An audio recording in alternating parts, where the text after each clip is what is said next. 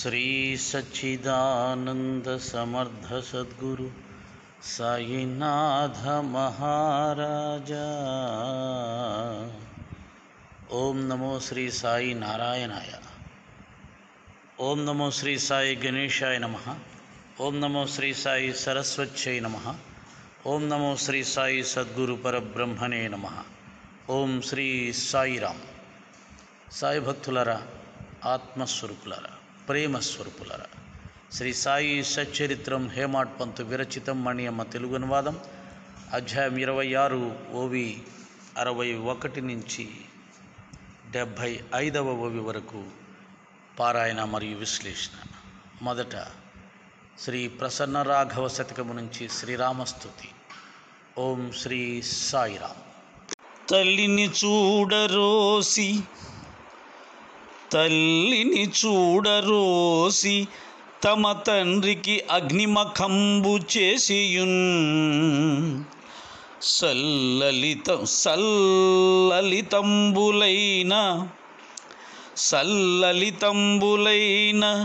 రూపసాధుల కాంతులు మాయజూచియున్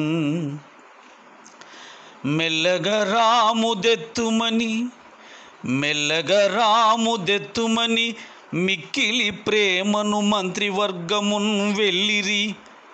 రామ మార్గమున వేడుకనంత ప్రసన్న రాఘవా.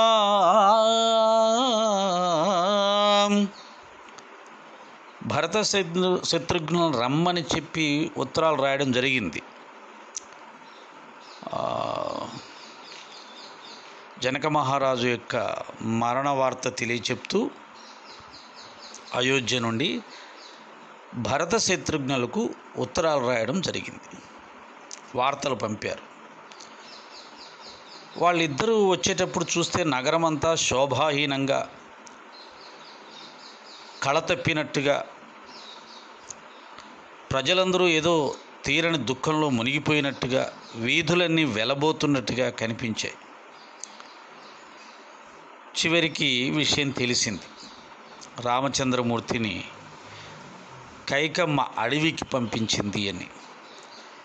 దాంతో తన కన్నతల్లి అయినా కానీ ఆ తల్లి ముఖం చూడడానికి కూడా నచ్చలేదట, ఇష్టపడలేదు భరతుడు. తండ్రి కార్యక్రమాలన్నీ ముగించుకొని భర్త చనిపోవడం వల్ల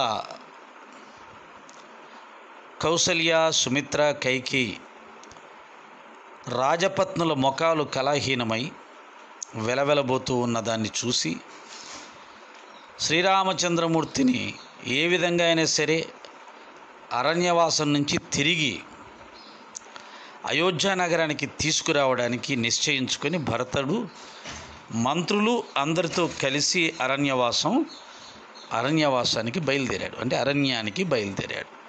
ఇది ఈరోజు శ్లోకంలోని అర్థం. ఓం శ్రీ సాయిరామ్. ఇప్పుడు పారాయణ. నిన్నటి రోజున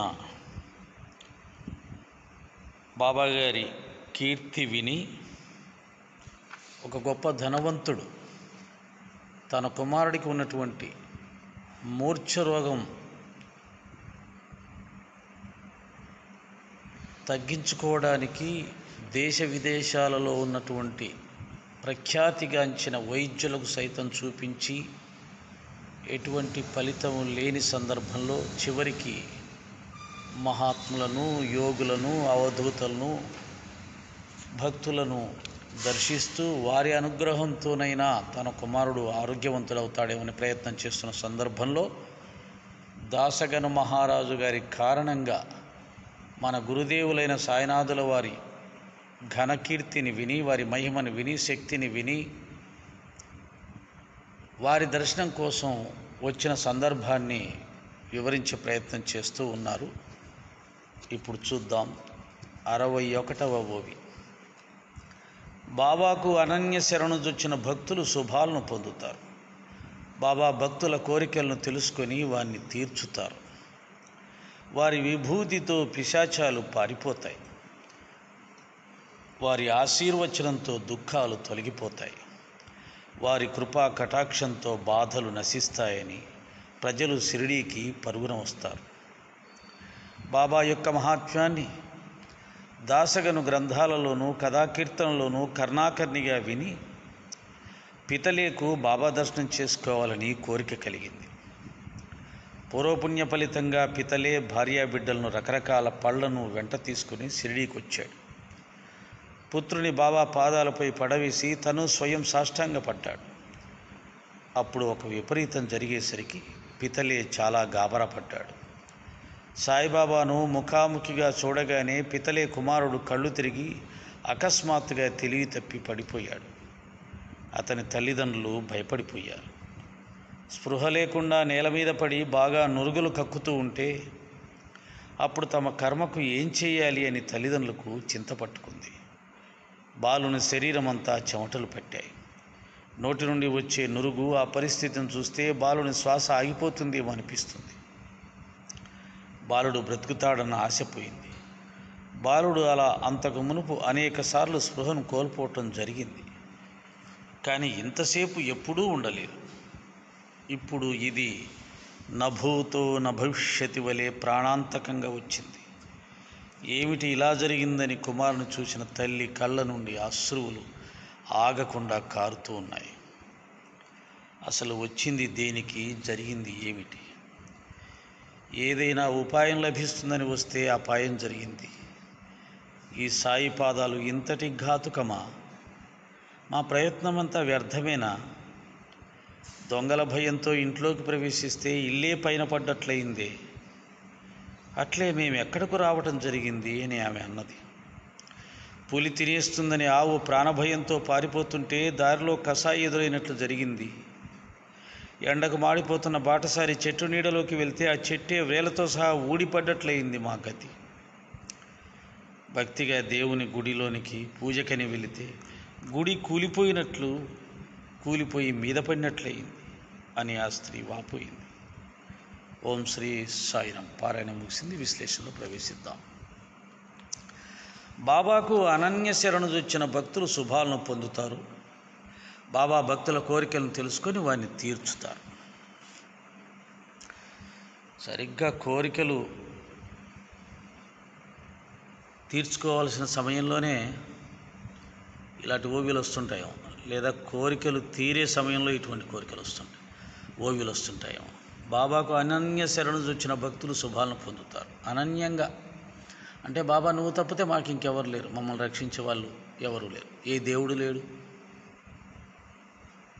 ఏ గురువు లేడు, ఎవరూ లేరు, నువ్వే మాకు తల్లి, తండ్రి, గురువు, దైవం అని నువ్వే అని బాబాను మాత్రమే నమ్ముకొని, అంటే మళ్ళీ ఇక్కడ ఇతర దేవతల్ని పూజించకూడదా అనేది రాకూడదు. పూజించడం వేరండి, గౌరవించడం వేరండి, సన్మానించడం వేరండి, కీర్తించడం వేరండి, ఆశ్రయించడం వేరు, శరణ జొచ్చడం వేరు. అంటే రక్షణ కోరడం వేరు, కీర్తించటం, ప్రార్థించటం, ధ్యానించటం, పూజించటం ఇవన్నీ గౌరవించడం కిందికి వస్తాయి. వారిని గౌరవించడం కిందికి వస్తాయి. పెద్దల్ని గౌరవించమని కదా చెప్పింది. కాబట్టి పెద్దల్ని గౌరవించాలి, పూజ్యుల్ని గౌరవించాలి, మహాత్ముల్ని గౌరవించాలి, దేవతల్ని పూజించాలి, అన్నీ చేయాలి. కానీ ఆశ్రయించడం ఒక్కరినే చేయాలి. గురుభక్తులకు ఆశ్రయం గురువు మాత్రమే. గురువు దగ్గర నుంచి మాత్రమే వారికి రక్షణ వస్తుంది. గురువు దగ్గర నుంచి మాత్రమే వారు రక్షణ కోరాలి, మరొకరిని కోరకూడదు. అది తప్పు. మరి అంతా ఒకటే అన్నారు కదండి అని మళ్ళీ ఇక్కడ అలాంటి లా పాయింట్లు తీసుకురాకూడదు. అంతా ఒకటే అయినప్పుడు ఇంకోరిని కోరడం ఎందుకు? 10 మందిని కోరాలన్నా, ఒకరిని కొడితే సరిపోలా? మరి అందరినీ పూజించడం ఎందుకండి?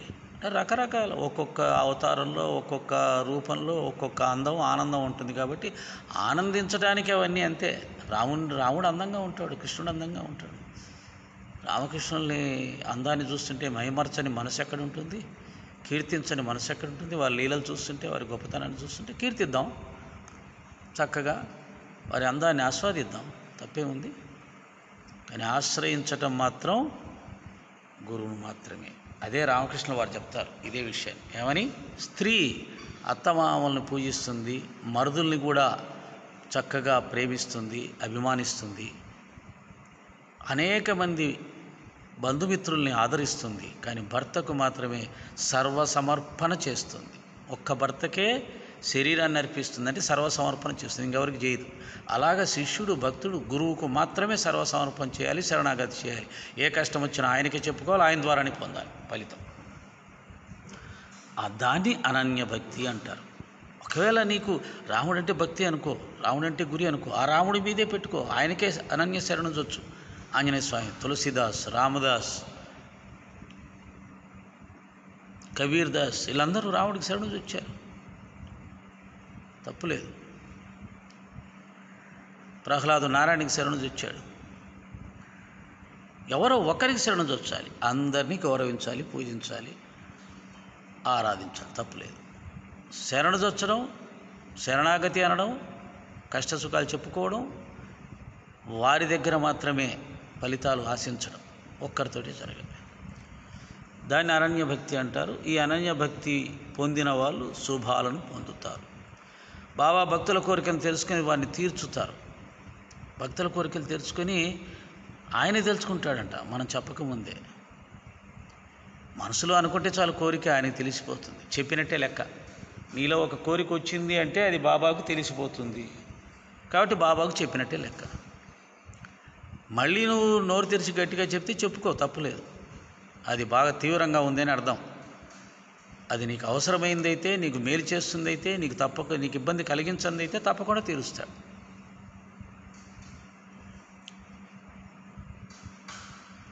నిన్న మేము కర్నూలు వెళ్ళాం. ఇంతకుముందులాగే చెప్పాం కదా, ఒక సొంత ఇంటి కళ నెరవేర్చుకోవడానికి మా ధర్మపత్ని గారు, అంటే మీకు లేదంటే నాకు ఉంటుంది, కాకపోతే మనం భక్తులం కదా, బయటపడకూడదు.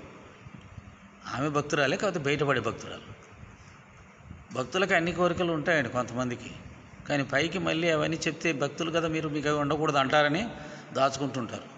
అలాగే నేను కూడా దాచుకుంటాను, ఆమె బయటపడుతుంది. సరే, పిల్లల పెళ్ళిళ్ళు అన్నీ అయిపోయినాయి కాబట్టి ఇంకా సొంత ఇల్లు ఒక్కట్లేదు కాబట్టి దానికోసం ప్రయత్నం చేయడం తప్పులేదు. మానవ జన్మ అక్కడితో పరిసమాప్తం అవుతుందేమో, కోరికల వ్యవహారం అక్కడి నుంచి భగవంతుని మీద గురి కుదురుతుందేమో. ఎందుకంటే ఇల్లు కట్టి చూడు, పెళ్లి చేసి చూడు అన్నారు కదా, పెళ్లి చేసి చూసాము, ఇల్లు కట్టి చూడాలేమో. కాబట్టి ఆ కోరిక కోసం వెళ్ళడం జరిగింది. గురువారం కదా, సాయినాథుల వారు మరి గురువారమే అనుగ్రహించాలని నిర్ణయించుకున్నారేమో. నిన్న ఆ కార్యక్రమాన్ని పరిసమాప్తి చేశారు. 12 గంటలకు ఆ స్థలం పక్కనే బాబా గుడి ఉంది. గుడికి వెళ్తే అంటే అక్కడ 2-3 చూస్తాం కదా, అది నచ్చుతుంది, ఇది నచ్చుతుంది, అది నచ్చుతుంది, చాలా నచ్చుతాయి. ఏం తీసుకోవాలో అర్థం కాదు. ఈ స్వగృహాన్ని సెలెక్ట్ చేసుకోవడం నాకేమనిపించిందంటే, మన కూతురికి పెళ్లి కొడుకుని చూడడం ఎంత కష్టమో, సొంత ఇల్లు సెలెక్ట్ చేసుకోవడం అంత కష్టమని అర్థమైపోయింది. కాబట్టి దాన్ని ఎంత తొందరగా చేసేస్తే ఆ కోరిక తీరిపోతుంది, పక్కకి వెళ్ళిపోయి ప్రశాంతంగా ధ్యానం చేసుకోవచ్చు. ఆ కోరిక ఎంత ఆలస్యం అయితే అంత అశాంతి ఉంటుంది. కాబట్టి ఈ ఆడపిల్లలకు పెళ్ళిళ్ళు చేయడం, అల్లుళ్ళను చూడడం, ఎదగడం, సొంత ఇంటిని ఎత్తుక్కోవడం, ఇవన్నీ పెద్ద కోరికలు జీవితంలో. వీటి విషయంలో చాలా ఎక్కువ తర్జన పడడం, ఎక్కువ టెన్షన్ పడడం, ఎంత బాగున్నా కానీ ఇంకా బాగుండాలనే ఆలోచనలు రావడం, అక్కడే ఉందో ఇక్కడే ఉందో అని తిరగడం, ఈ చాలా గందరగోళం అయిపోతారనేది కూడా అనుభవ జ్ఞానం. కాబట్టి దీన్ని తొందరగా తీర్చిపడేస్తే ఆ కోరిక అక్కడికి వెళ్ళిపోతుంది. ఇక మనం హాయిగా బాబా సేవలో జీవించవచ్చని ఎలాగోలాగో నిన్న మాత్రం పూర్తి చేయాలి బాబా అని చెప్పేసి వెళ్ళడం జరిగింది. మీ ప్రసాదాన్ని మీ పాద సన్నిధిలో ఈ ప్రాంతంలో ఏదైనా మీరు ఇస్తే మీ ప్రసాదంగా స్వీకరిస్తాం. మీకు ఇష్టమైతే మీ ప్రసాదాన్ని అనుగ్రహించండి. ఇక్కడ మా కోరికలేమి, మా ఆలోచనలేవి చెల్లుబాటు కాకూడదు. ఎందుకంటే మావి అసంపూర్ణం, అజ్ఞానం. అది మంచిదో చెడుదో మాకు తెలియదు.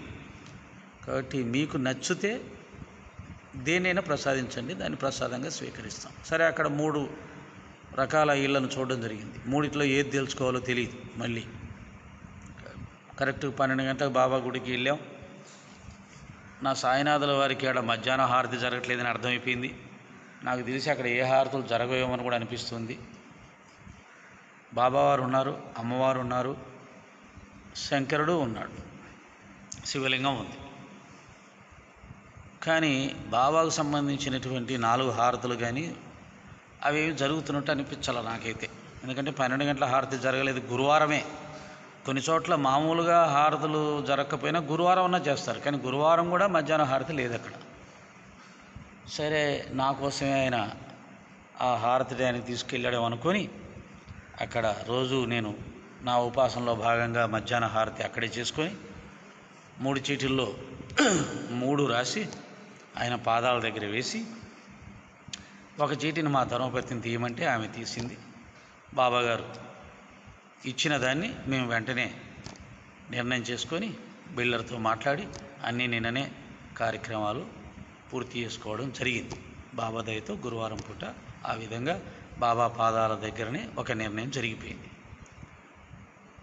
నాకు అనిపిస్తుంది అక్కడ ఆ ఇల్లు అనేది గృహప్రవేశం జరిగి అందులో చేరితే బాబాగారికి హారతులు ఇచ్చే భాగ్యం నాకేమన్నా దొరుకుతుందేమో, ఆయన హారతులు చేయించుకోవడానికి నన్ను అక్కడికి ఏమన్నా పిలిపించుకుంటున్నాడేమో అని అనిపించింది. సరే, భవిష్యత్తు నాకు తెలియదు, ఇవన్నీ అనిపించడమే.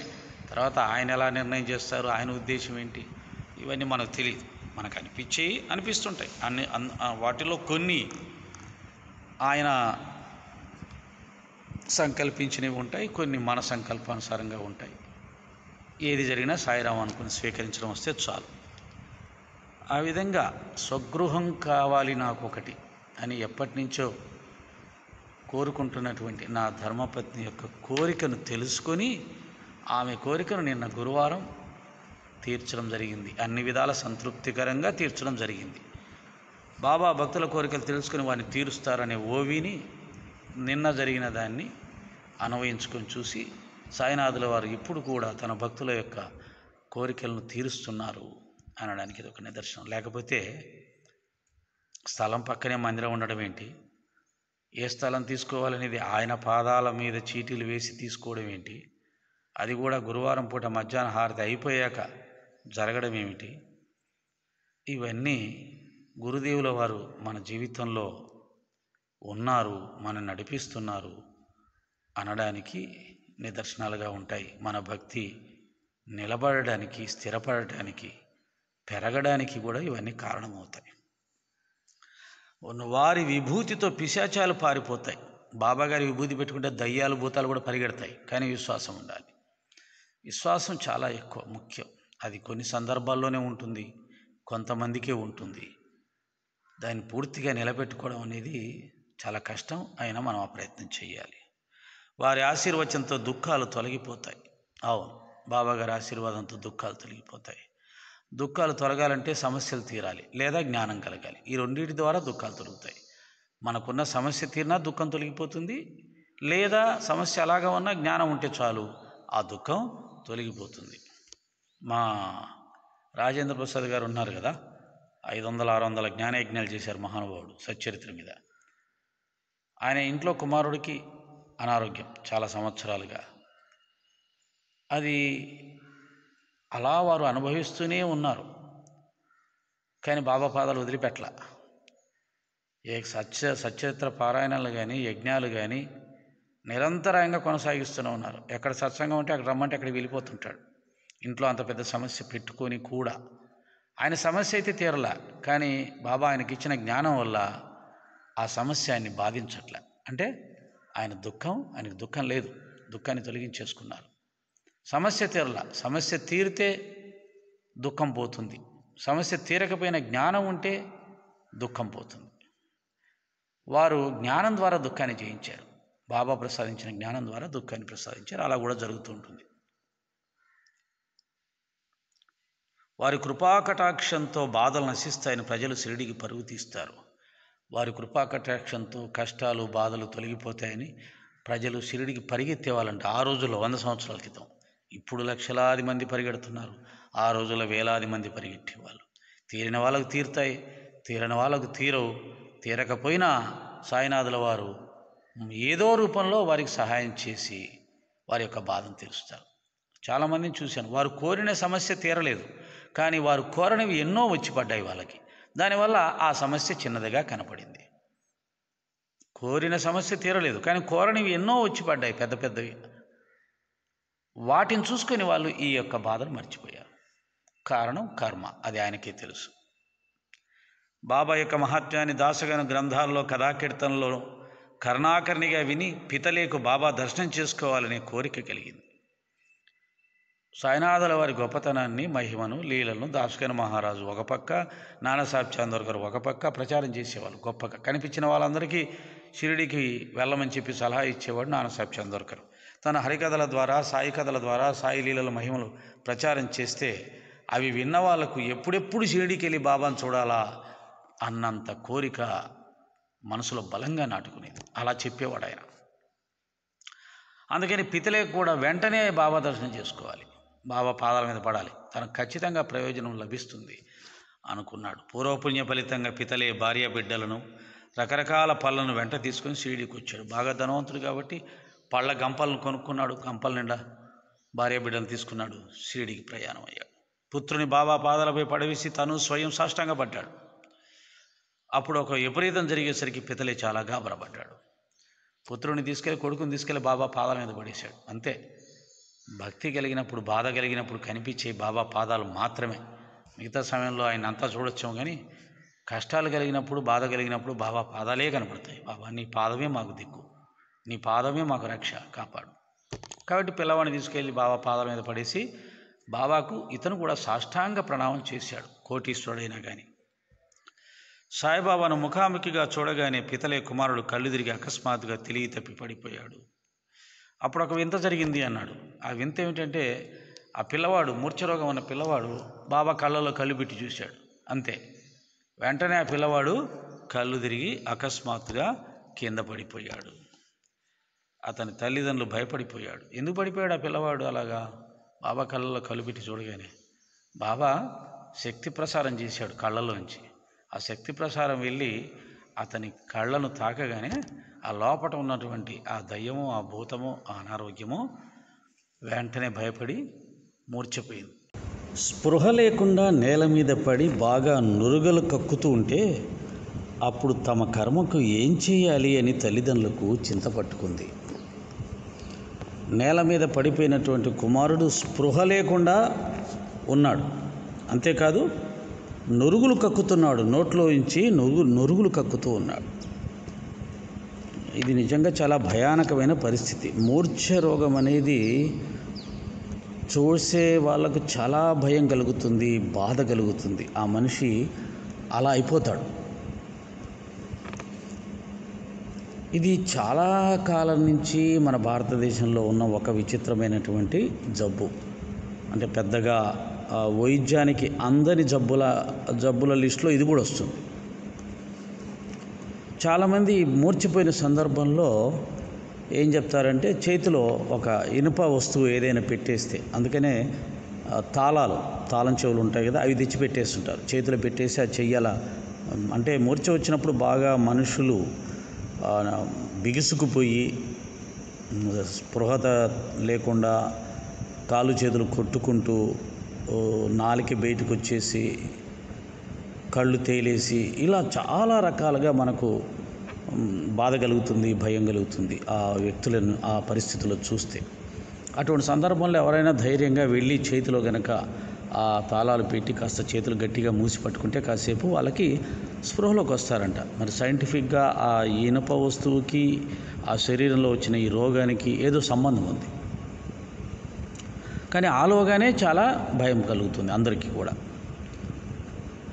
ఇది అనాదిగా ఉన్నటువంటి రోగం. పల్లెటూళ్ళలో ఇంతకుముందు ఇలా మూర్ఛ వచ్చే వాళ్ళ మెడలో ఒక రాగి రేకు లాంటిది లేదా ఇనుప రేకు లాంటిది కట్టి వదిలేసేవాళ్ళు. వాళ్ళు ఏదన్నా భిక్షమెత్తుకుంటూ జీవించే వాళ్ళు అయితే, పేదవాళ్ళు అయితే వాళ్ళ మెడలో ఒక రాగి రేకు కట్టి, ఇతనికి మూర్ఛ రోగం ఉన్నది, దయచేసి ఇతను మూర్ఛపోతే వెంటనే ఎవరైనా తాళం చేతులు కానీ ఇతర ఇనుప వస్తువు కానీ అతన్ని చేతి పెట్టి తగిలిస్తే అతను లేచి కూర్చుంటాడు, ఆ సహాయం చేయండి అని చెప్పి ఒక బోర్డు మెడలో పెట్టేవాళ్ళు అనమాట. అంటే ఇది ఎప్పటి నుంచో ఉన్నటువంటిది. అదే పరిస్థితుల్లో ఈ రోగానికి మందు లేదు, అలాగే ఎప్పుడు వస్తుందో తెలియదు. ఏ అర్ధరాత్రి అయినా రావచ్చు, ఏ క్షణమైనా రావచ్చు. బాత్రూమ్ లాంటి చోట్ల వస్తే అసలు ఏం చేయలేం. తలుపేసుకొని స్నానం చేసేటప్పుడు ఇలాంటిది వస్తే పడిపోతారు. వాళ్ళ పరిస్థితి ఎవరికి తెలియదు. ఆ మూర్ఛ వచ్చినప్పుడు ఎలా పడితే అలా విడుచుకు పడిపోతారు. కాబట్టి దానివల్ల తలకు పెద్ద దెబ్బలు తగిలే అవకాశం ఉంది. ఆ సమయంలో వారికి సరైన వైద్యం అందక చనిపోయే అవకాశం ఉంది. చాలా చాలా ప్రమాదకరమైనటువంటి జబ్బు ఈ మూర్ఛ రోగం.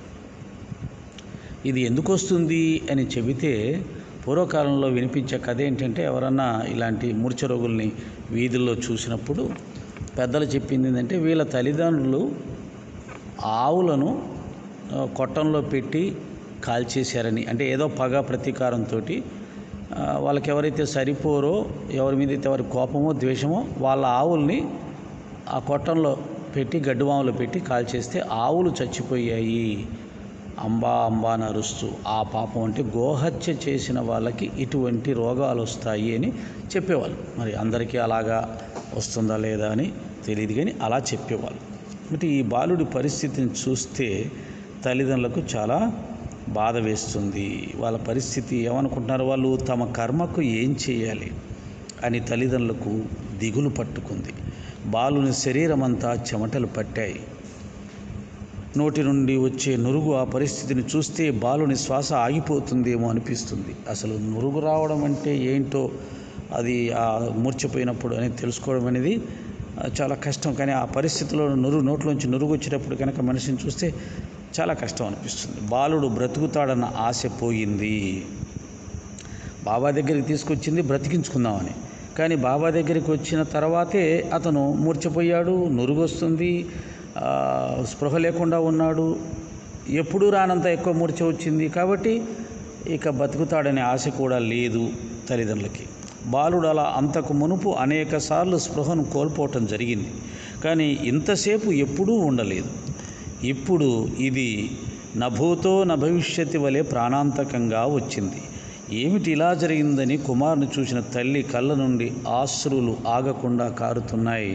బాబా దగ్గరికి వెళ్తే తన కుమారుడు బ్రతుకుతాడని, రోగం నయమవుతుందని ఎంతో నమ్మకంతో ఆశతో పళ్ళ బుట్టలు తీసుకొని వచ్చారు. బాబాకు సాష్టాంగ ప్రణామం చేశారు. పిల్లవాడిని ఆయన పాదాల మీద పెట్టేస్తే పిల్లవాడేమో బాబాను చూసి మూర్ఛపోయాడు. ఈ మూర్ఛ ఇంతకుముందు కంటే చాలా ఘోరంగా ఉంది, చాలా భయంకరంగా ఉంది. ఇంతకుముందు ఎప్పుడు ఇంతటి మూర్ఛ రాలేదు.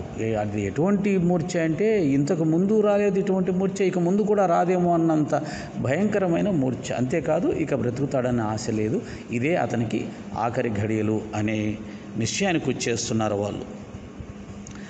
ఆ పరిస్థితి చూసి కన్నతల్లి యొక్క హృదయం క్షోభిస్తుంది. కళ్ళ నుండి ఆ యొక్క బాధతో కూడినటువంటి ఆ కన్నీళ్ళు ఆగకుండా వర్షిస్తూ ఉన్నాయి. అసలు వచ్చింది దేనికి, జరిగింది ఏమిటి? ఏదైనా ఉపాయం లభిస్తుందని వస్తే అపాయం జరిగింది ఏమిటి? ఈ సాయి పాదాలు ఇంతటి ఘాతుకమా? మా ప్రయత్నం అంతా వ్యర్థమేనా? సాయినాథుడి దర్శనం చేసుకుంటే బాబా దగ్గరికి వస్తే పిల్లవాడు రక్షించబడతాడని వస్తే, బాబాను చూడగానే బాబా సమక్షంలో ఇంత ఘోరమా? చివరికి ఆ తల్లి ఏమనుకుంది చూడండి. బాధ, కష్టంలోంచి ఎటువంటి పదాలన్నా వస్తాయి. భగవంతుని కూడా తిట్టేస్తారు, కనిపిస్తే భగవంతుని కొట్టేస్తారు కూడా కొంతమంది.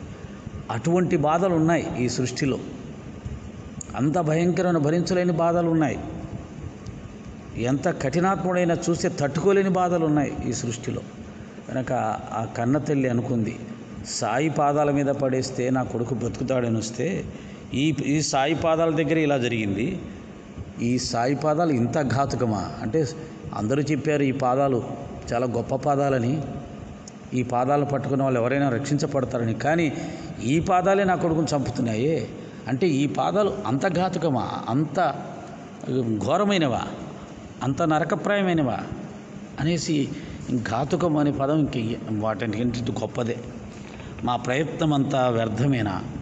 మేము ఇంత కష్టపడి సంబరపడి మా పిల్లవాడికి ఇంకా ఆరోగ్యం వచ్చేస్తుంది అని ఎంతో ఆశతో వచ్చామే అందరం కలిసి, అంత వృధానేనా? దొంగల భయంతో ఇంట్లోకి ప్రవేశిస్తే ఇల్లే పైన పడ్డట్లయింది. అట్లే మేము ఇక్కడికి రావటం జరిగింది అని ఆమె అనుకుంది. దొంగలు వస్తున్నారని వీధిలో దొంగలు మనం వెంట పడుతుంటే పరిగెత్తి ఒక ఇంట్లోకి వెళ్తే ఆ ఇల్లు మన మీద కూలిపోతే ఏమనిపిస్తుంది? ఇదే కదా. ఆ దొంగోడి నుంచి రక్షించబడాలి అని చెప్పి ఇంట్లోకి వస్తే ఇల్లు మీద పడి చచ్చిపోయాం. ఇల్లు కాపాడుతుంది, రక్షిస్తుంది, ఇంట్లోకి వెళ్తే కాపాడబడతామని పోతే ఆ ఇల్లు మీద పడి చంపితే ఎలా? అది అంతకంటే ఘోరం కదా. పులి తినేస్తుందని ఆవు ప్రాణభయంతో పారిపోతుంటే దారిలో కసాయి ఎదురైనట్లుంది. పులి తింటుందని పులి చూడగానే భయపడిపోయిన ఆవు పరిగెడుతూ ఉంటే ఎదురుగా కషాయవాడు వచ్చి దాన్ని పట్టుకున్నాడు. కషాయవాడు అంటే ఏంటి? దాన్ని తీసుకెళ్ళి కత్తితో నరికి పడేస్తాడు. పులి నుంచి కాపాడబడ్డానికి కషాయవాడి చేతికి చిక్కినట్టుగా ఉంది దాని అర్థం. అంటే దానికంటే వీడు ఇంకా డేంజర్. అదేమన్నా కాస్త ఏమన్నా ఒక్కోసారి కడుపు నిండిపోతే వదిలేస్తుందేమో తెలియదు, మనసు మార్చుకుంటుంది. కషాయవాడు అసలు మార్చుకోడు. ఎండకు మాడిపోతున్న బాటసారి చెట్టు నీడలోకి వెళితే ఆ చెట్టే వేళ్లతో సహా ఊడిపడ్డట్టయింది మా గతి. ఎండకు బాగా ఎండవేడికి అల్లాడిపోయి నాలుక పెడచగట్టకపోయి చచ్చిపోతాం అనుకున్నప్పుడు ఒక చెట్టు కనపడింది అనుకోండి, మామిడి చెట్టు, వేప చెట్టు, అబ్బా చల్లగా ఉందని పోయి అక్కడ ఉంటే ఎంత హాయిగా ఉంటుంది. ఆహా అని చల్లగా సేద తీరుతూ ఉన్న సమయంలోనే ఆ చెట్టు వేళ్లతో సహా ఒక్కసారిగా మీద పడితే చచ్చిపోతే ఏమవుతుంది? చిన్న ఎండ, ఆ ఎండవేడికి తట్టుకోలేక ఏదో నీడ ఉందని వస్తే ఆ చెట్టే మీద పడి చంపేస్తే ఎవరికి చెప్పుకోవాలి? భక్తిగా దేవుని గుడిలోనికి పూజకని వెళ్తే గుడి కూలి పైన పడ్డట్లుంది అని ఆ స్త్రీ వాపోతుంది. దేవుడికి దండం పెట్టుకుందాం, దేవుడు దర్శనం చేసుకుందాం అని భగవంతుని మీద ప్రేమతో భక్తితో మందిరంలోకి వెళ్ళి నిలబడి ఆయనకి నమస్కారం పెడుతుంటే ఆ మందిరం మీద పడిపోయి చచ్చిపోతే ఏంటి పరిస్థితి? ఇంకెక్కడి దేవుడు, ఇంకెక్కడి భక్తి, ఇంకెక్కడి రక్షణ? అలా ఉంది ఈ సాయిబాబా గారి పాదాలను నమ్ముకొని ఆయన దగ్గరికి రావడం, ఆయన దర్శనం చేసుకుంటే మా పిల్లోడు బాగుపడతాడు, మా జీవితంలో మేము ఆనందాన్ని చూస్తాం అని చెప్పి ఎంతో ఆశతో ఈ సాయిబాబా గారి పాదాల మీద నమ్మకంతో అన్నీ ఏర్పాటు చేసుకొని ఇక్కడికి వస్తే ఈయన కాపాడతారని వస్తే ఈయనే నా పిల్లవాడిని చంపేలా ఉన్నాడే అని ఆ తల్లి రకరకాల పరిపరి విధాల లోన బాధపడుతూ కుమిలిపోతూ ఏడుస్తుంది. ఓం శ్రీ సాయిరామ్.